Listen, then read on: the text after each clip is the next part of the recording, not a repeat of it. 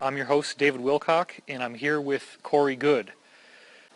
I want to emphasize once again that this material is highly controversial. I do want to make it clear one more time that I have investigated this subject for many, many years. I've been in contact with insiders for over 20 years, and I've spoken to dozens of people with different types of classified clearance.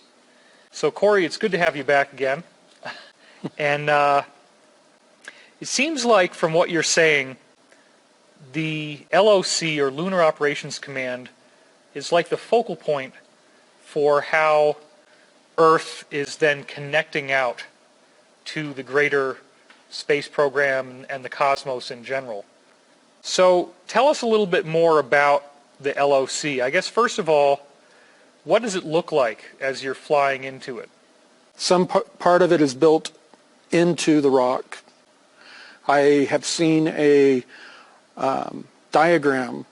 So even though it's a bell shape, you don't actually see the bell on the surface of the moon? And I've only had access to the upper levels. Most of it is on the back side of the moon for obvious reasons. Yeah, and I want to get a lot more into the history of the space program in some later episodes. For right now, let me ask you another question.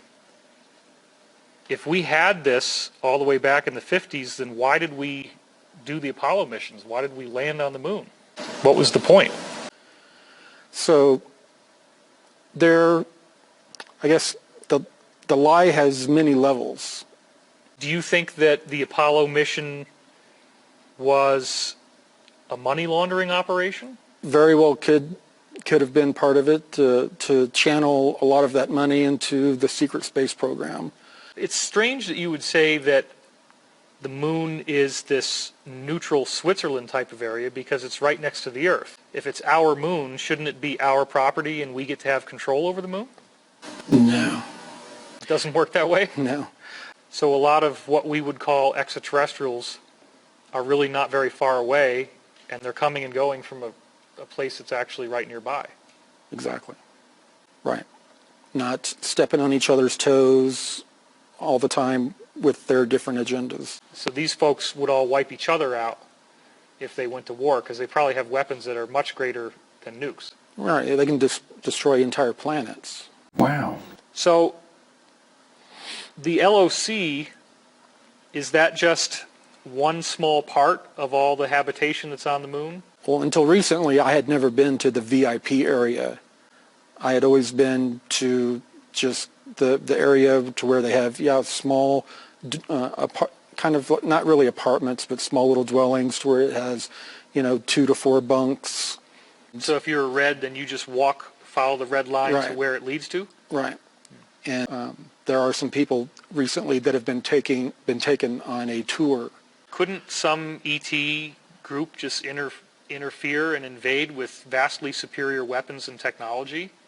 And I would guess it's sort of like gang warfare, where the 40 some odd ET groups that have sort of claimed this as their turf, with whatever level of technology they have, they're also going to defend their home turf Right. from an invasion. Right. So Solar Warden is not necessarily meeting a tactical force. They're not having a weapons up fighting stance when you say they're policing the solar system, or are they? So most of these unwanted entrances into our solar system would be more small groups of ETs or single craft that are trying to be sneaky, Right. just Little trying to slip in. marauder groups that would come in and do hit and runs to come in and take things and leave. Okay, so